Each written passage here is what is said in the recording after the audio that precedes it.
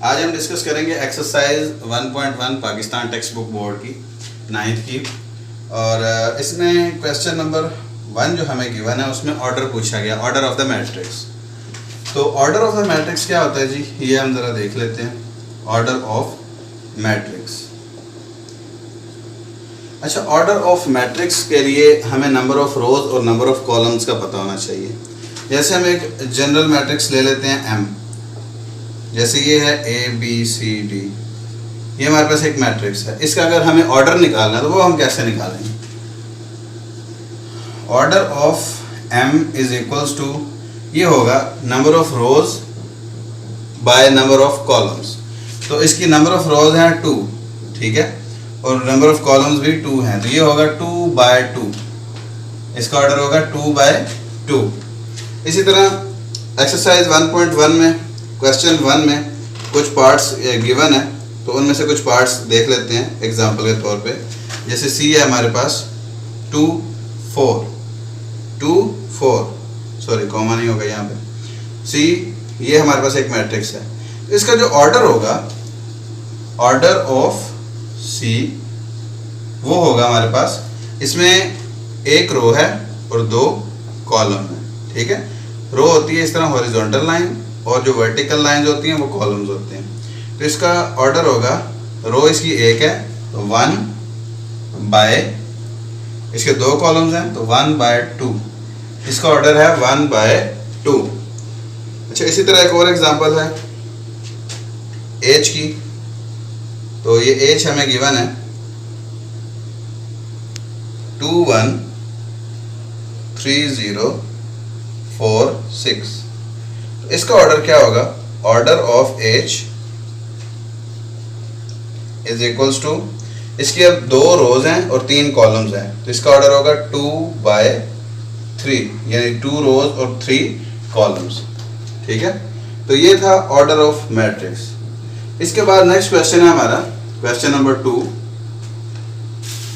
Question number 2 में हमसे ये पूछा गया है कि ये बताइए कि कौन से 2 मैट्रिसेस आपस में इक्वल हैं। कौन से 2 मैट्रिसेस आपस में इक्वल हैं? तो इक्वल होने के लिए 2 बातें जरूरी हैं। 2 मैट्रिसेस तब इक्वल होंगे जब उनका ऑर्डर सेम होगा। पहली बात, उनका ऑर्डर सेम होगा, और दूसरी बात, उनकी करस्पॉन्डिंग एंट्रीज भी इक्वल होंगी। जैसे एग्जांपल के तौर पे हम एक क्वेश्चन ले लेते हैं। जैसे हमारे पास यहाँ पे क्वेश्चन 2 में ई पार्ट है।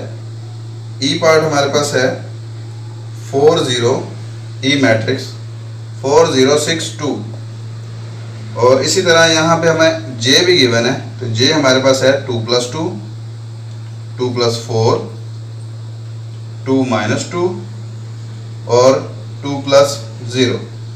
अच्छा, अगर इन दोनों मैट्रिसेस को हम देखें तो ये तो 2 + 2 आपस में ऐड होके 4 बन जाएगा। अगर इसको सॉल्व करें ये बन जाएगा 4 2 - 2 0 4 + 2 6 और 2 + 0 2। तो देखा जाए तो ये दोनों आपस में इक्वल बनते हैं। क्यों? क्योंकि एक तो ये भी 2 × 2 ऑर्डर का मैट्रिक्स है, ये भी 2 × 2 ऑर्डर का मैट्रिक्स है, तो दोनों का ऑर्डर सेम हो गया। पहली बात, पहली कंडीशन सेटिस्फाई हो गई कि ऑर्डर सेम होना चाहिए। Order of E is equals to order of J। इसके बाद इनकी करस्पॉन्डिंग एंट्रीज भी इक्वल होनी चाहिए। जैसे यहाँ पे इसकी 4 है तो इसकी भी पहली 4 है, यहाँ पे ये 0 है, ये भी 0 है, इधर ये 6 है, इधर ये भी 6 है, इधर ये 2 है और इधर ये भी 2 है। तो ये दोनों आपस में इक्वल मैट्रिसेस हैं। E and J are equal matrices.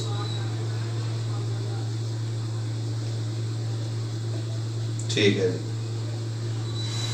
अच्छा जी। इसी तरह क्वेश्चन 2 में एक और एग्जांपल देख लेते हैं।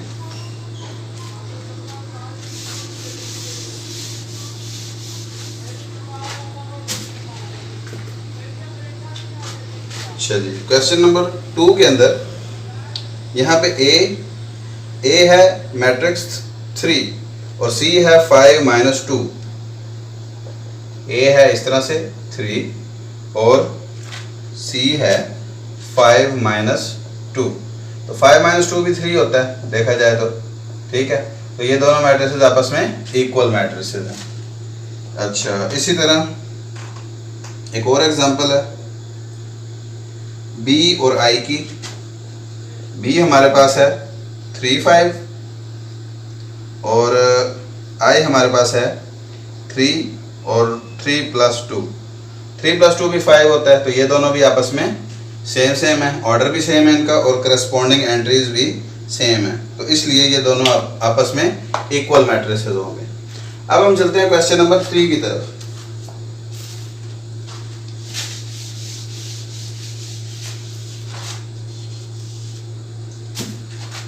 क्वेश्चन नंबर 3 लास्ट क्वेश्चन है इस एक्सरसाइज का। इसमें ये है कि दो मैट्रिसेस दिए गए हैं और वो दोनों मैट्रिसेस आपस में इक्वल हैं, जैसे a + c, c - 1, a + 2b और 4d - 6 ये इक्वल है 0 3 -7 और 2d। ये दो मैट्रिसेस इक्वल हैं और यहाँ पे हमने a b c और d, a b c और d ये सारे फाइंड आउट करने, ये हमारा क्वेश्चन है। अब क्योंकि ये दोनों इक्वल मैट्रिसेस गिवन है तो इसकी करस्पॉन्डिंग एंट्रीज भी आपस में इक्वल होंगी, जैसे a + c = 0। अच्छा जी, यहाँ पे a + 2b जो है वो इक्वल होगा -7 के, ठीक है।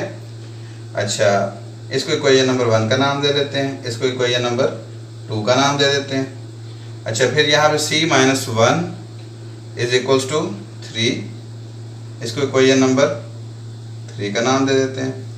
और ये 4d - 6 = 2d, इसको इक्वेशन नंबर 4 का नाम दे देते हैं। तो ये चार इक्वेशंस हमारे पास निकल आई हैं, जहाँ से हमारे पास a b c और d चारों वैल्यूज निकलेंगी। अगर हम ये इक्वेशन 3 का इस्तेमाल करें तो यहाँ से c निकाला जा सकता है। यहाँ पे ना a की वैल्यू गिवन है ना c की वैल्यू गिवन है, इसलिए अभी फ़िलहाल हम इक्वेशन 1 को यूज़ नहीं कर सकते। और इक्वेशन 2 में भी a और b दोनों वेरिएबल गिवन है, इसलिए किसी एक का पता होना ज़रूरी है दूसरे को फाइंड आउट करने के लिए। इक्वेशन 3 में सिर्फ c इन्वॉल्व है, तो यहाँ पे c को यूज़ करें तो ये -1 को उस साइड पे भेजें तो वो क्या हो जाएगा, +1 हो जाएगा। एक्चुअल काम क्या होता है कि दोनों तरफ हम सेम चीज़ ऐड करते हैं, जैसे c - 1 है, इसमें +1 करते हैं और इधर भी +1 करते हैं, तो ये वाला कैंसिल हो जाता है और ये 3 + 1 4 हो जाता है, ठीक है। तो ये हमारे पास c की वैल्यू आ गई। अब यहाँ से d की वैल्यू भी आ सकती है, जैसे 4d है तो 2d को इस साइड पे लाएं तो -2d हो जाएगा और 6 को उधर ले जाएं तो ये +6 हो जाएगा। 4d - 2d, ये 2d बच जाएगा = 6 और दोनों तरफ 2 से डिवाइड करवाते हैं क्योंकि हमें d चाहिए, तो ये 2 3 = 6, तो d की वैल्यू 3 आ गई यहाँ से। अच्छा, अब हमें a और b दोनों वैल्यूज चाहिए। अब इस इक्वेशन में हम c की वैल्यू पुट करने से a की वैल्यू फाइंड कर सकते हैं। तो अब ये यहाँ पे लिख लेते हैं फ्रॉम इक्वेशन 1, तो a + c की जगह पे 4 पुट कर दिया, तो ये हमारे पास इक्वेशन बन गई। 4 को उस साइड पे लेके जाएंगे तो ये -4 हो जाएगा, तो a की वैल्यू ये हमारे पास -4 आ गई, ठीक है। अब इक्वेशन 2 से हम b फाइंड कर सकते हैं।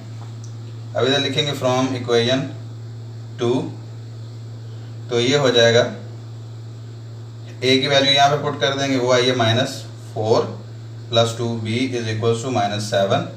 अच्छा, 2b यहीं पे रहेगा, ये -4 है, उस साइड पे जाके +4 हो जाएगा, ठीक है।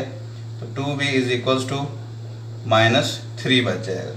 अच्छा, जब -7 और +4 किया जाता है तो एक माइनस का और एक प्लस का होता है, तो बड़ी वैल्यू में से छोटी वैल्यू को माइनस कर देते हैं और साइन बड़ी वैल्यू का रखते हैं, तो -7 और +4 -3 आंसर आता है। अब दोनों तरफ 2 से डिवाइड कर देते हैं, ये 2 कैंसिल हो जाएगा और b की वैल्यू आ जाएगी -3/2। तो ये थी आज की हमारी एक्सरसाइज 1.1, और अगर इसके अंदर आपको कुछ और समझना हो तो आप प्लीज़ कमेंट कर सकते हैं, और इंशाल्लाह आपकी जो भी इंक्वायरीज होगी कोशिश करेंगे कि उस हिसाब से आपको आपके क्वेश्चंस का आंसर मिलता रहे। Thank you very much.